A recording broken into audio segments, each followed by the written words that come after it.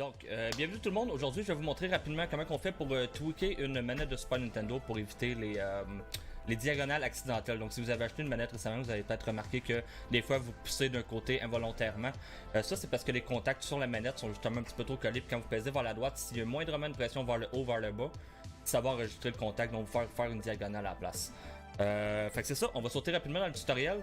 C'est quand même assez simple, je vais juste préparer mon setup, puis je reviens dans quelques secondes.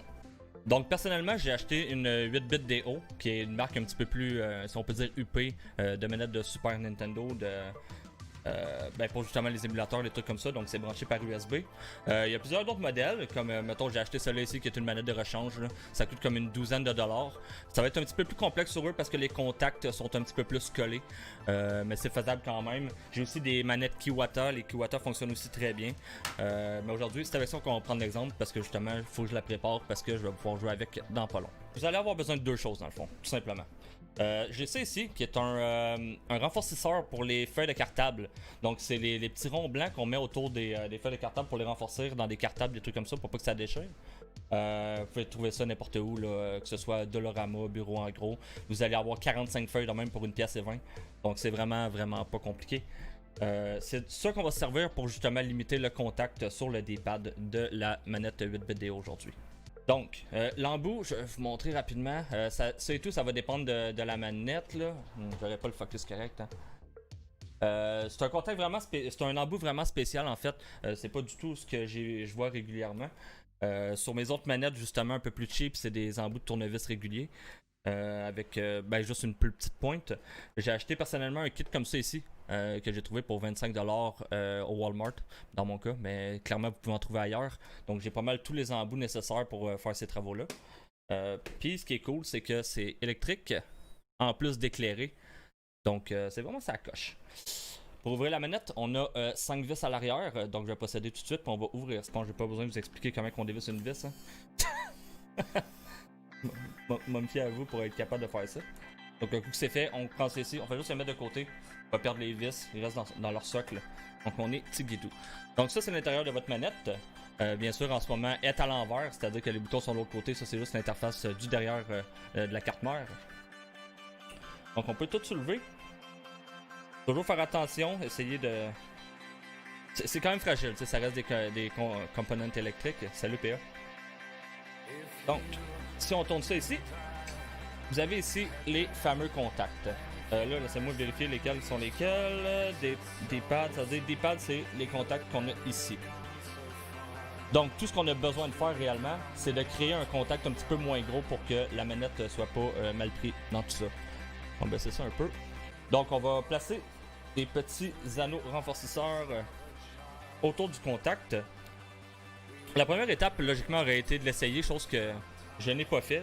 Mais c'est ça, essayer la manette en premier. Ça se peut qu'il y ait des petites modifications qui aient apporté à la manette pour que ça aille justement mieux. Je l'ai pas fait, je sais pas pourquoi. Puis là, il est comme un peu trop tard. Mais je vous dis, là, vous devriez juste l'essayer avant de voir si ça vous convient. Puis remarquer qu'est-ce qui va mal de votre côté. Personnellement, je sais très bien que la majorité du temps, c'est quand j'essaie de faire des gauche-droite, ça va faire le haut et le bas accidentellement. Plus souvent que quand je pèse en haut en bas, ça va faire gauche à droite. Mais je vais quand même toutes les renforcer un petit peu. Donc, là c'est un travail un peu délicat. Je vais juste en placer un.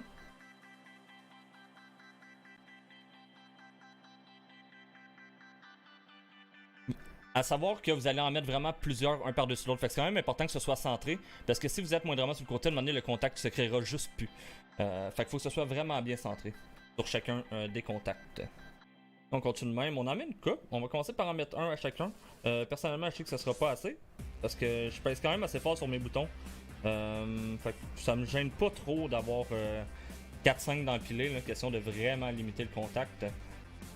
Donc j'aime bien mix-up un petit peu. Comme là, j'en ai mis 2 de chaque côté. Ce que je vais faire, c'est qu'à ce moment-là, je vais en mettre un en haut et en bas.